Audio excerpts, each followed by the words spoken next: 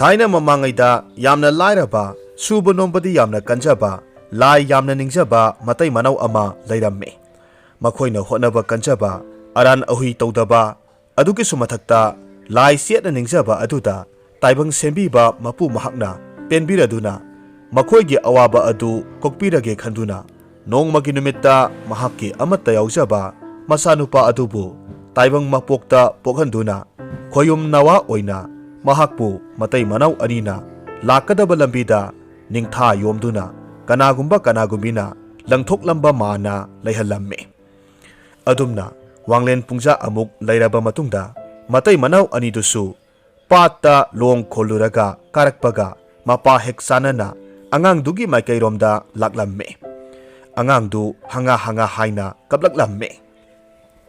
Lamhang aduda angang kapagi makhol tavada thambawdi pakhatpoi kariboy magi nupida onsillaga hairamme. Hai nupi nahakpu makhol si tabra na he. Angang na kana kapagi makhol ama tariba sibo. Hoyni nupa taine natte masibu tamnaba haibadu oriba satla. Matamna numit khajik laisilakpa oibana matai manau makhoi anidu tamnare khanduna pakhatna thak niktuna kamdawni haiduna akoibadu koirei leiduna yengi.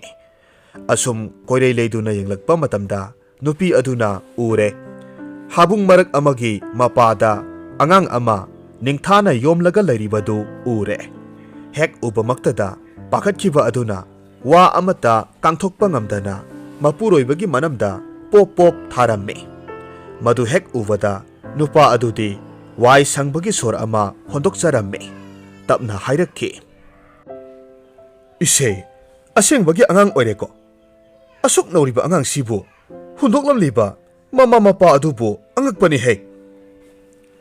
Mapuroibana angang ni haiba aduda nupi adu panthaba tawdana angang aduki manakta sangsin khiramme.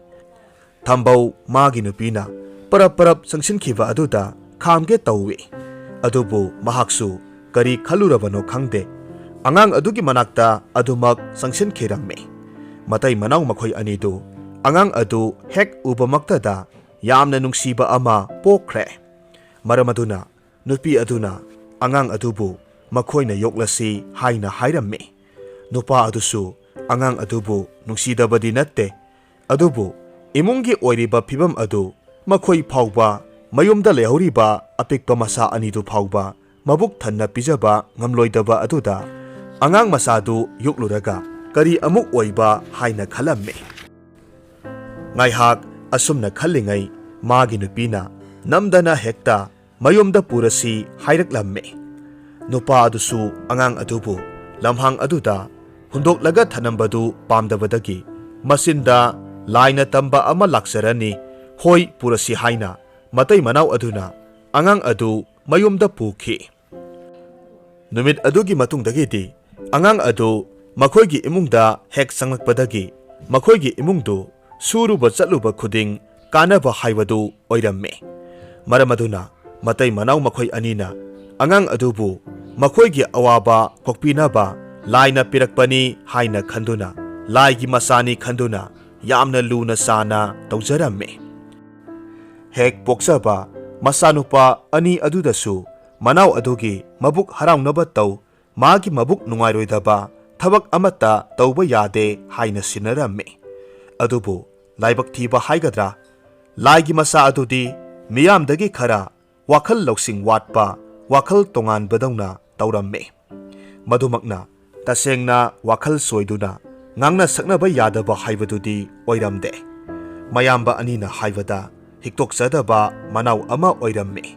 Adumakpu magi wakhal khara watpa matau aduda miga mimanadaba haibadu oibana mayam marak tinbadi phangjaramde.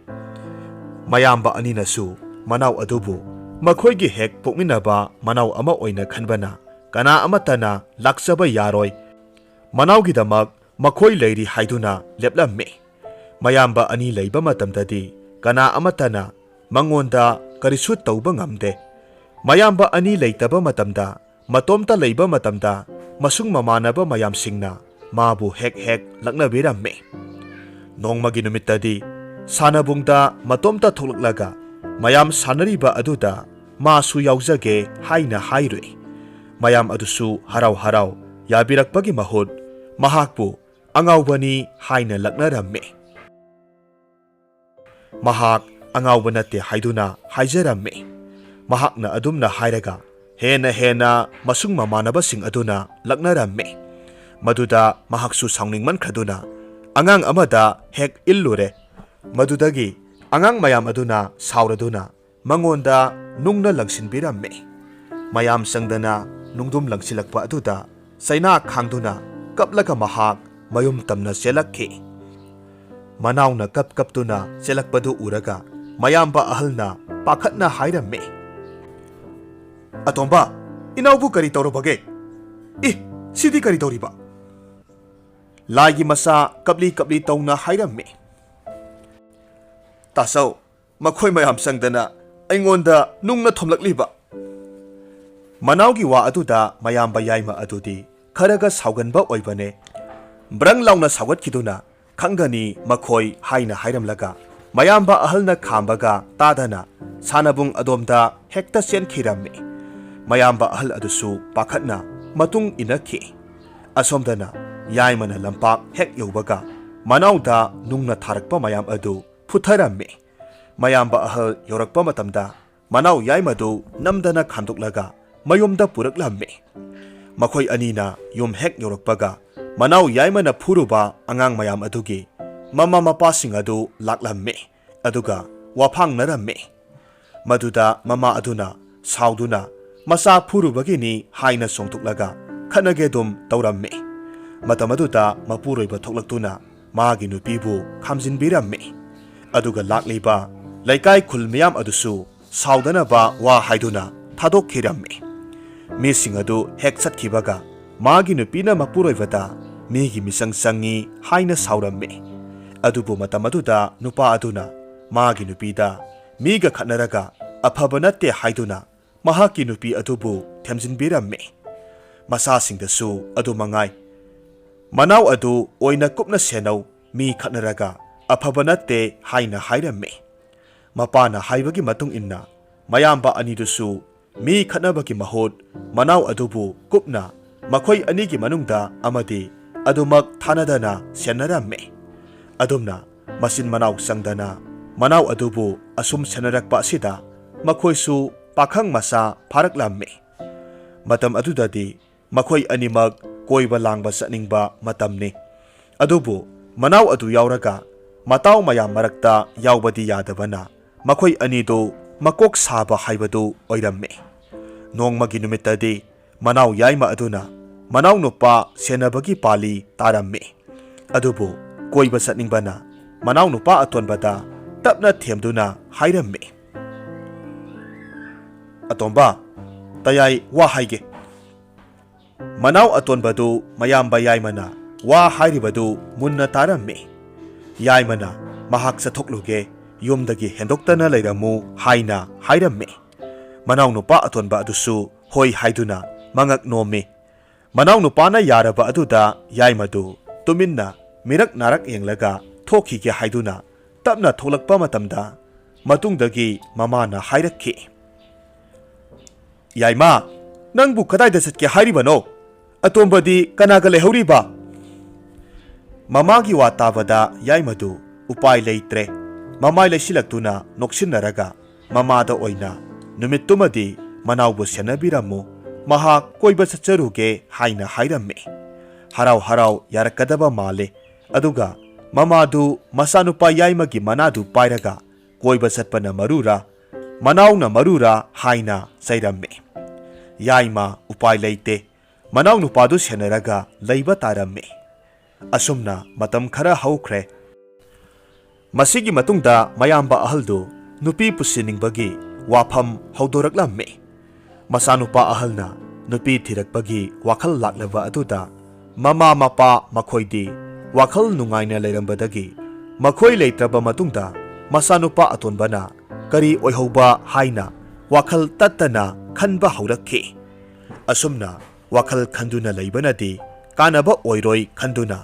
ꯃꯆꯥꯅꯨꯄꯥ ꯑꯅꯤꯕꯨ ꯀꯧꯁꯤꯟꯗꯨꯅ ꯃꯈꯣꯏꯅ mayum makai palaba matungda manau adubu luna sana seksinna yengsingadabani haina sinaramme masa ahalga yaimagasu mama mapana hariba aduda hoi haina khummi masa anina wakhal taba makhoigi wa tabiba aduda mama mapa anidusu wakhal adu khara makhaidi yangjaramme adubu mapa ibungo adudi ahal oisilaklaba adu phawbada suba nomba leptabana mahak suna adumak mathwai thakhiramme mapa laitrabada nupi pusilake khalamba mayamba ahal adusu upai leitre nupi aduda mapabungi phiroi loidriba phawbadi luhongkhigumsi haina wa melamme mapa leiringaidadi mapana su nomlaga imung pujabani masanupa ahum makhoidi nongmata thabak inkhangsu suhandabani adubu mapa leitrabada imungi thabak thauram pumnamak masanupa ahalgi mathau oiraklabada thabak inkhang suba taramme nongma mayamba ahal aduna yumgi ingkhol sambalgi thabak tauringai manau nupa atonbadu yengba ngamdana mayamba ahalgi mateng panglamme mayamba ahal ibuhalsu manau atombana magi mateng pangsilakpa aduda yamna harauje adubu manau adu warani khanduna hairamme atomba nahak wanabani tasau taurage sese salo inaw pothajaruro laigi masa adu nokmi tawduna khumlaklamme tasau ai wadeta ai adum yauge tasau na tomta tawbado nanaw yengba ngamde ai su adum yauge ko manawna asumna hairakpa asida mayamba ahaldu mabukning nungsiramme mayambana mapi tabadu uraga manaw aduna pakhatna kari taurabage haina hangjaramme mayamba aduna nokmi tawduna wabagi pi natte nungaibagi pi ni haina khumme asumna masin manaw adu nungsi sanana thabak suba uraga manaw nupa yaimana hairaklamme tasau ai budi hobidaba madu taraga manaw nupa atonbana oklaga khumme mi aisu tasawna karisu hauba natte tayaisu yauninglabadi kok yauba yaina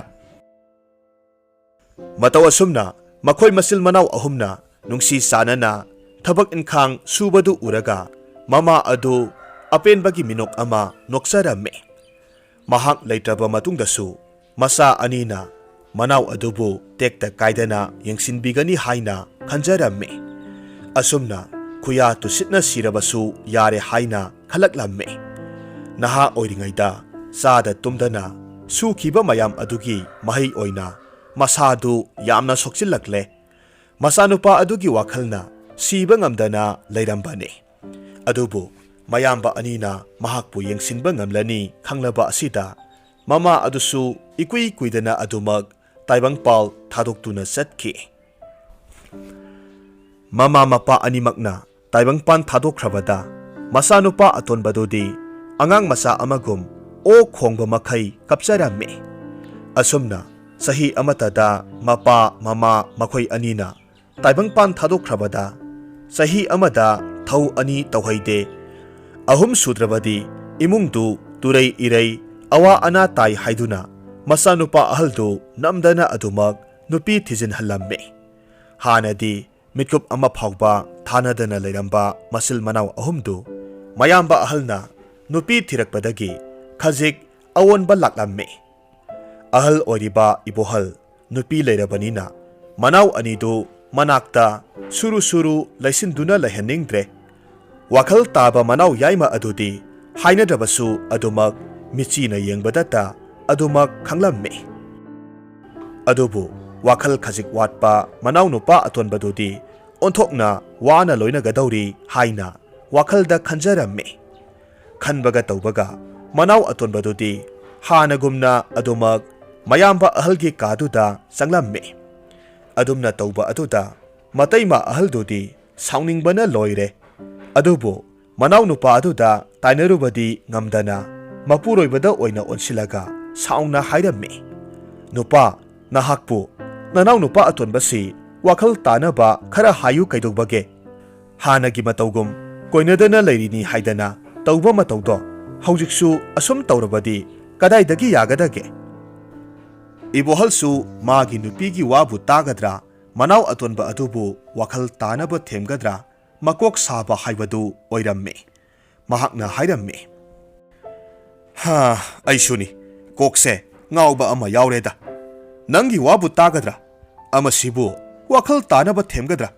ꯀꯣꯛꯁꯦ ꯉꯥꯏꯍꯥꯛ ꯂꯧꯊꯣꯛꯂꯒꯕꯨ ꯊꯝꯂꯁꯤꯔꯥ ꯍꯥꯏꯅ ꯈꯜꯂꯕꯅꯤ꯫ ꯃꯄꯨꯔꯣꯏꯕꯅ ꯑꯗꯨꯝꯅ ꯇꯧꯐꯝ ꯈꯪꯗꯕ ꯃꯇꯧ ꯑꯗꯨꯗ ꯅꯨꯄꯤ ꯑꯗꯨꯁꯨ ꯀꯟꯅ ꯍꯦꯛ ꯍꯥꯏꯕ ꯉꯝꯗꯦ꯫ ꯃꯁꯤꯒꯤ ꯃꯇꯨꯡ ꯃꯇꯝ ꯈꯔ ꯍꯧꯈ꯭ꯔꯦ꯫ ꯃꯅꯥꯎꯅꯨꯄꯥ ꯌꯥꯏꯃ ꯑꯗꯨꯁꯨ ꯅꯨꯄꯤ ꯄꯨꯁꯤꯜꯂꯛꯂꯝꯃꯤ꯫ ꯃꯌꯥꯝꯕ ꯑꯃ ꯑꯣꯏꯅ ꯏꯕꯣꯍꯜꯅ ꯇꯧꯐꯝ ꯊꯣꯛꯄ ꯊꯧꯗꯥꯡ ꯈꯨꯗꯤꯡꯃꯛ ꯇꯧꯔꯝꯃꯤ꯫ ꯑꯗꯨꯕꯨ ꯃꯇꯩꯃꯅꯗꯤ ꯑꯗꯨꯝꯅ ꯇꯧꯕ ꯑꯗꯨ ꯇꯧꯍꯟꯅꯤꯡꯂꯝꯗꯦ꯫ ꯃꯇꯝ ꯄꯨꯝꯕꯗ ꯏꯁꯧ ꯂꯥꯡꯂꯝꯃꯤ꯫ ꯃꯧ ꯌꯥꯏꯃ ꯍꯦꯛ ꯂꯥꯛꯈꯤꯕꯗꯒꯤꯗꯤ ꯏꯃꯨꯡ ꯑꯗꯨ ꯄꯨꯡꯑꯣꯟ ꯑꯣꯟꯈꯤꯔꯝꯃꯤ꯫ ꯃꯆꯤꯟ ꯃꯅꯥꯎ ꯅꯨꯡꯁꯤꯅꯕ, ꯑꯃꯅ ꯑꯃꯒꯤ ꯋꯥꯖꯕ ꯈꯟꯖꯕ ꯀꯥꯏꯗꯨ ꯂꯣꯏꯅ ꯍꯦꯛ ꯃꯥꯡꯈꯤꯔꯝꯃꯤ꯫ ꯃꯥꯒꯤ ꯅꯨꯄꯤꯒꯤ ꯁꯔꯩ ꯏꯟꯅꯕ ꯍꯣꯠꯅꯔꯛꯄꯗ ꯇꯞꯅ ꯇꯞꯅ ꯃꯅꯥꯎꯅꯨꯄꯥ ꯑꯇꯣꯟꯕꯗꯨ ꯅꯨꯡꯁꯤꯕꯒꯤ ꯃꯤꯅꯨꯡꯁꯤ ꯃꯥꯡꯁꯤꯜꯂꯛꯂꯝꯃꯤ꯫ ꯃꯗꯨꯒꯤꯁꯨ ꯃꯊꯛꯇ ꯏꯃꯨꯡ ꯑꯃꯃꯝꯗꯒꯤ ꯂꯥꯛꯄ ꯃꯧ ꯑꯅꯤꯗꯨꯅ ꯏꯃꯨꯡ ꯑꯗꯨꯗ ꯄꯨꯜꯂꯕ ꯃꯇꯝꯗꯗꯤ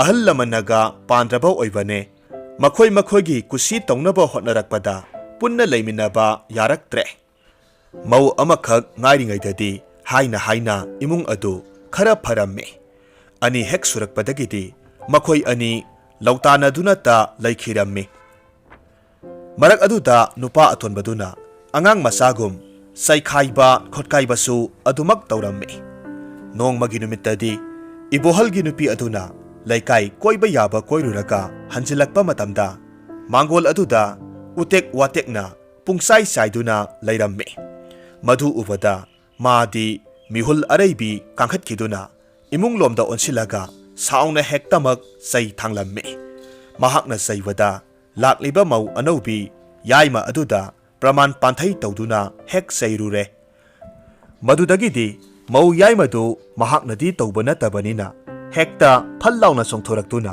ꯑꯋꯥꯏ ꯑꯈꯨꯝ ꯇꯧꯅꯗꯨꯅ ꯈꯠꯅꯔꯝꯃꯤ꯫ ꯃꯇꯩꯃ ꯑꯅꯤꯗꯨꯅ ꯈꯠꯅꯕ ꯑꯗꯨꯗ ꯂꯥꯏ ꯃꯆꯥ ꯑꯗꯨ ꯄꯥꯈꯠꯆꯈꯤꯗꯨꯅ ꯑꯅꯤꯗꯨꯒꯤ ꯅꯥꯀꯟꯗ ꯂꯦꯞꯂꯒ ꯄꯥꯈꯠꯅ ꯏꯇꯩꯃ ꯍꯥꯏꯗꯨꯅ ꯅꯈꯣꯏ ꯑꯅꯤ ꯈꯠꯅꯒꯅꯨ, ꯀꯩꯗꯧꯕꯒꯦ ꯍꯥꯏꯔꯝꯃꯤ꯫ ꯑꯉꯥꯡꯒꯨꯝꯂꯕ ꯑꯗꯨꯅ ꯑꯗꯨꯛ ꯄꯥꯈꯠꯅ ꯈꯥꯝꯗꯣꯛꯂꯤꯕꯗꯨ ꯇꯥꯗꯦ꯫ ꯃꯧ ꯌꯥꯏꯃꯅ ꯍꯟꯗꯣꯛꯎꯁꯦ ꯍꯥꯏꯗꯨꯅ ꯏꯟꯊꯣꯛꯂꯝꯃꯤ꯫ ꯃꯗꯨꯗ ꯁꯣꯏꯈꯤꯕꯗꯒꯤ ꯂꯥꯏ ꯃꯆꯥꯗꯨ ꯃꯥꯡꯒꯣꯜꯒꯤ ꯎꯈꯣꯛꯇꯦꯟꯗ ꯌꯩꯁꯤꯜꯂꯝꯃꯤ꯫ ꯃꯔꯥꯏꯕꯛ ꯑꯗꯨ ꯌꯩꯁꯤꯟꯕꯗ ꯏ ꯊꯣꯛꯂꯦ꯫ ꯃꯍꯥꯛ ꯅꯥꯗꯨꯅ ꯀꯟꯅ ꯀꯞꯈꯠꯂꯛꯄꯗꯒꯤ ꯈꯠꯅꯔꯝꯕ ꯃꯈꯣꯏ ꯑꯅꯤꯗꯨ ꯆꯞ ꯂꯦꯞꯄꯤ꯫ ꯀꯗꯥꯏꯗ ꯁꯣꯛꯄꯒꯦ ꯍꯥꯏꯅ ꯌꯦꯡꯉꯤ꯫ ꯃꯇꯝ ꯑꯗꯨꯗ ꯃꯧ ꯑꯍꯜ ꯑꯗꯨꯅ ꯃꯧ ꯌꯥꯏꯃꯗ ꯑꯣꯟꯁꯤꯜꯂꯒ ꯍꯥꯏꯔꯝꯃꯤ, "ꯍꯩ, ꯅꯪꯅ ꯁꯣꯛꯍꯜꯂꯤꯕ ꯅꯠꯇ꯭ꯔꯥ? ꯍꯣ, ꯁꯤꯕꯨ ꯑꯩꯅ ꯇꯧꯒꯦ ꯍꯥꯏꯅ ꯇꯧꯕ꯭ꯔꯣ? ꯍꯦ, ꯅꯠꯇ꯭ꯔꯕꯗꯤ ꯀꯔꯤꯅꯣ?" ꯃꯇꯝ ꯑꯗꯨꯗ ꯏꯕꯣꯍꯜꯁꯨ ꯆꯠꯊꯣꯛꯂꯨꯕꯗꯒꯤ ꯍꯟꯖꯤꯜꯂꯛꯄꯒ ꯍꯦꯛ ꯃꯄꯥ ꯆꯥꯅꯔꯝꯃꯤ꯫ ꯃꯥꯒꯤ ꯅꯨꯄꯤꯒ ꯃꯅꯥꯎꯅꯨꯄꯤꯒꯅ ꯁꯣꯛꯂꯤꯕ ꯃꯅꯥꯎꯅꯨꯄꯥ ꯑꯗꯨꯕꯨ ꯍꯟꯅ ꯌꯦꯡꯗꯕ ꯃꯈꯩ ꯃꯈꯣꯏꯒꯤ ꯊꯣꯛꯄ ꯌꯦꯠꯅꯗꯨꯅ ꯂꯩꯕ ꯑꯗꯨꯗ ꯁꯥꯎꯔꯗꯨꯅ ꯃꯍꯥꯛ ꯆꯪꯁꯤꯜꯂꯛꯇꯨꯅ ꯆꯩꯔꯝꯃꯤ꯫ ꯌꯦꯠꯅꯔꯝꯕ ꯃꯈꯣꯏ ꯑꯅꯤꯗꯨ ꯆꯞ ꯂꯦꯞꯅꯈꯤ꯫ ꯏꯕꯣꯍꯜ ꯁꯥꯎꯅ ꯃꯥꯒꯤ ꯅꯨꯄꯤꯒ ꯃꯅꯥꯎꯅꯨꯄꯤꯒꯗ ꯀꯔꯤ ꯃꯔꯥꯜꯒꯤꯗꯃꯛ ꯈꯠꯅꯔꯤꯕꯅꯣ, ꯃꯅꯥꯎꯅꯨꯄꯥ ꯑꯗꯨꯅ ꯀꯝꯗꯧꯅ ꯁꯣꯛꯂꯤꯕꯅꯣ ꯍꯥꯏꯅ ꯍꯪꯉꯤ꯫ ꯃꯧ ꯑꯍꯜꯗꯨ ꯃꯄꯨꯔꯣꯏꯕꯒꯤ ꯃꯃꯥꯡꯗꯗꯤ ꯑꯐꯕꯤ ꯁꯥꯗꯅ ꯃꯥꯗꯤ ꯆꯨꯝꯅ ꯆꯠꯊꯣꯛꯂꯨꯔꯒ ꯍꯟꯖꯤꯜꯂꯛꯄꯗ ꯃꯥꯡꯒꯣꯜ ꯑꯗꯨ ꯆꯥꯏꯗꯨꯅ ꯂꯩꯔꯝꯕ ꯑꯗꯨꯗ ꯆꯥꯏꯔꯦ ꯍꯥꯏꯅ ꯉꯥꯡꯕꯅꯤ꯫ ꯃꯗꯨꯗ ꯃꯅꯥꯎꯅꯨꯄꯤ ꯌꯥꯏꯃꯅ ꯑꯣꯛꯂꯒ ꯈꯨꯝꯗꯨꯅ ꯈꯠꯅꯔꯛꯄꯅꯤ꯫ ꯃꯗꯨꯗ ꯈꯥꯝꯗꯣꯛꯀꯦ ꯇꯧꯔꯝꯕ ꯃꯅꯥꯎꯅꯨꯄꯥ ꯑꯗꯨꯕꯨ ꯃꯥꯅ ꯍꯦꯛꯇ ꯏꯟꯊꯨꯔꯤꯕꯅꯤ ꯍꯥꯏꯅ ꯈꯨꯝꯂꯝꯃꯤ꯫ ꯃꯥꯒꯤ ꯅꯨꯄꯤꯅ ꯍꯥꯏꯔꯤꯕꯗꯨ ꯇꯥꯕꯗ ꯏꯕꯣꯍꯜꯁꯨ ꯃꯅꯥꯎꯅꯨꯄꯤꯗ ꯑꯣꯟꯁꯤꯜꯂꯒ ꯆꯩꯔꯝꯃꯤ꯫ ꯃꯅꯥꯎꯅꯨꯄꯤꯗꯨ ꯃꯇꯩꯗ ꯑꯣꯟꯈꯠꯂꯒ ꯈꯨꯝꯕꯗꯤ ꯉꯝꯗꯦ꯫ ꯃꯊꯃꯣꯏꯗꯗꯤ ꯁꯥꯎꯅꯤꯡꯅ ꯃꯥꯒꯤ ꯅꯨꯄꯥ ꯂꯥꯛꯄ ꯉꯥꯏꯔꯝꯃꯤ꯫ ꯏꯕꯣꯍꯜ ꯈꯔ ꯉꯥꯡꯕ ꯌꯥꯕ ꯉꯥꯡꯂꯝ ꯁꯛꯂꯝꯂꯒ ꯃꯅꯥꯎꯅꯨꯄꯥꯒꯤ ꯑꯁꯣꯛꯄꯗꯨ ꯍꯤꯗꯥꯛ ꯂꯥꯡꯊꯛ ꯍꯥꯞꯄꯤꯔꯝꯃꯤ꯫ ꯉꯥꯏꯍꯥꯛꯀꯤ ꯃꯇꯨꯡꯗꯗꯤ ꯃꯅꯥꯎ ꯌꯥꯏꯃ ꯍꯦꯛ ꯂꯥꯛꯄꯒ ꯃꯥꯒꯤ ꯅꯨꯄꯤꯅ ꯄꯥꯎ ꯑꯗꯨ ꯍꯦꯟꯖꯤꯟꯅ ꯑꯃꯨꯛ ꯇꯝꯁꯤꯜꯂꯝꯃꯤ꯫ ꯃꯁꯤꯗꯒꯤꯗꯤ ꯃꯅꯥꯎꯅꯨꯄꯥ ꯌꯥꯏꯃꯗꯨ ꯕ꯭ꯔꯪ ꯂꯥꯎꯅ ꯁꯥꯎꯒꯠꯈ꯭ꯔꯦ꯫ ꯃꯌꯥꯝꯕꯗ ꯍꯦꯛꯇ ꯈꯠꯅꯕ ꯍꯧꯔꯝꯃꯤ꯫ ꯑꯁꯨꯝꯅ ꯀꯟꯅ ꯍꯦꯛꯇ ꯈꯠꯅꯔꯛꯂꯕ ꯑꯁꯤꯗ ꯃꯥꯒꯤ ꯇꯣꯉꯥꯟ ꯆꯥꯅꯔꯁꯤ ꯍꯥꯏꯅ ꯍꯥꯏꯅꯔꯦ꯫ Atay aray-arayba malsang pumnamak tangkhay-tangkhay hekta yenthoknay. Akonbada manaw nupa atonba adugi matang yaurakpadadi nang yo'o haiduna inaraklammi. Phana kuina inaraba matungda amasu yokpa ngamloi hainarabada manaw nupi yaima aduna hairaklammi. Adudi amasu yokningrabanina atombase yumdagi tanthokhrasi. Madi yum asigi asengba isu natte. Ibohol khangsaw sagwatli karigi manawda adumna hektamak haiba yabra haina lauhatlamme. Adubu magi nupina amuk hairaklamme. Makhoi nupa inawna hairibase masina pumnamaki aphaba oirani.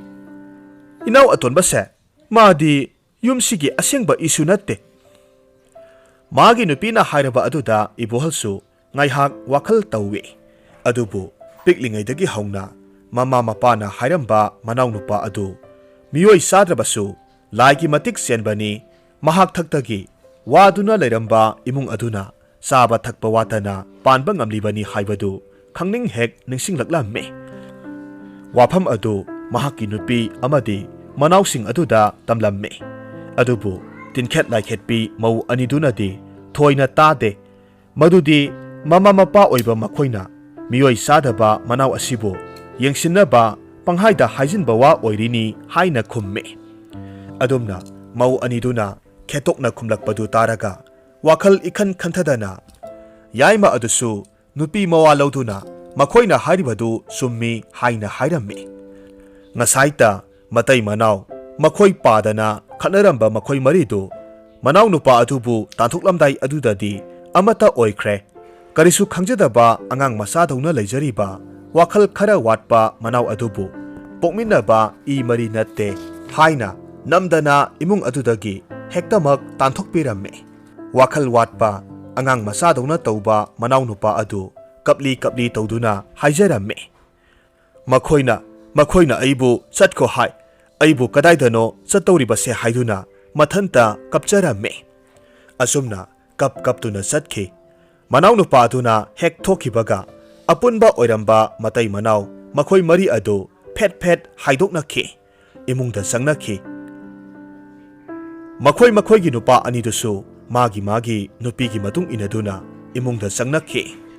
Asomdana kamdauri laigi masadu kapli tawduna asum satlamme. Matamaduda taibang sembiba mapu mahakna lai nura taretki atombi adubu kauksillamme. Masanupa adugi mateng pangluso haiduna thaudaramme. Lairenbi atonbidu taibang sembiba mapu mahaki thaudang tunginna namu taibang saghinbi ama saduna laigi masadugi mamangda matomta mahaksu kapsinaduna leiramme. Kapli tawduna lakliba nupa aduna nupi masa amana kapli tawduna leiramba aduda kappa kaukiduna nupidugi manakta sangsilli. Kaufamsu khangda tawfamsu khangda makhut khudombi aduna nupi adugi pambomda tapna thinduna hairamme. Karigi kaplibano nupi aduna samjin sajinba wari ama lisillamme. Samjin sajinba wari oirabasu laigi masa aduga wari yamna manaba aduda tingak yamna nungaitana hairaklamme. Asengbagiro aisu adumaina Tazaw hoi tayay hoina aibu satkro haidana yumdagi tanthораклibani. Nupa adugi mataw adu hek ubada lairembi adu nungaijaramde. Adubu lairembi aduda taibang sembiba mapu mahakna taibang liklamdi kaihanba yaroi haina thaudarakpana nupa adugi laifam sapham sinbirage haina khalladuna maga punna leirasi hairamme. Maduda angang masa oina tauba mahakti harauna yaramme. Asum tauna hariba numit adudagi lairembi aduna lambi singbiduna laigi masa adu kanna sunomduna wata padana panba hauраklamme. Asomdana kamdauri mayamba mataima makhoi mayam adudi manaw nupa adubu hek tanthokhiba numit adugi matungdagidi nongmagi asum warakpa oiraklamme. Masin manaw anidu suba nombadi lepanatte.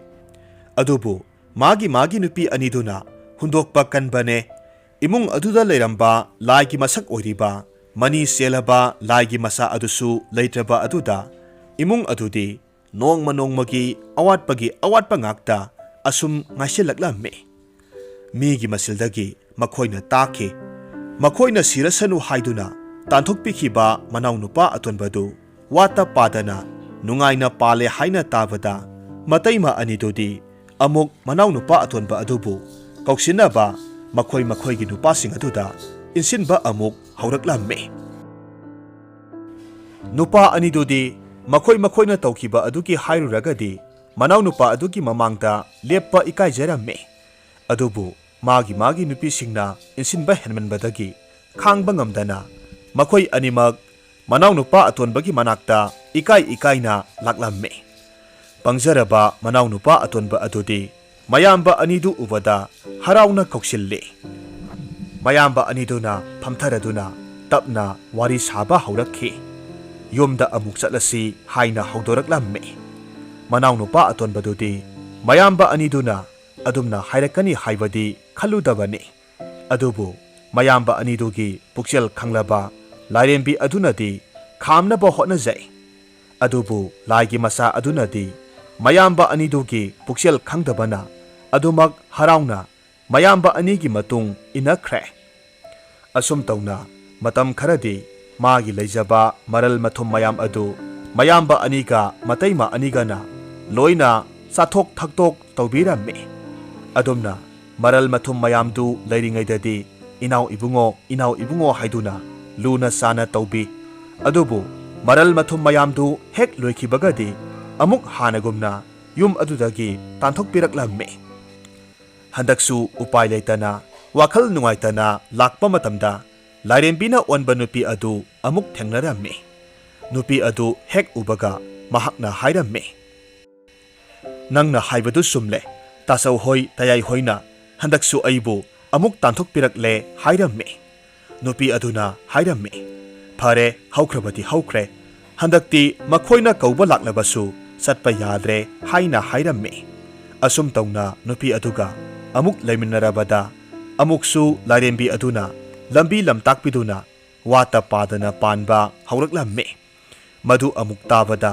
handaksu mayamba anidu tat tawduna manaw nupa adubu kauba laklamme adubu mayamba anigi tat khanglaba lai masa aduna mayamba anida waraujaduna yumduda amuk hanna chatlaroi haina hairamme manawna chatse haiba yadrabada mayamba anidu upai leitre mayumda hankiramme manaw nupa atonbadu laklaga maga loinarakpa maral mathum mayam aduna nungaigani khalamba mau ani adusu manaw nupana lau yadre haiba tabada yamna nungairamde loinana angang adu phauba themlaga purakpa ngamde haiduna nupi sing aduna magi nupa aduda sairamme magi nupa sing adudi manaw nupagi manakta leiramliba lairembina onba nupi aduna thina serakpadagi ikairaga laklingai magi nupi singna amuk seisilakpa aduda sauningman khraduna makhoi nupi sing adu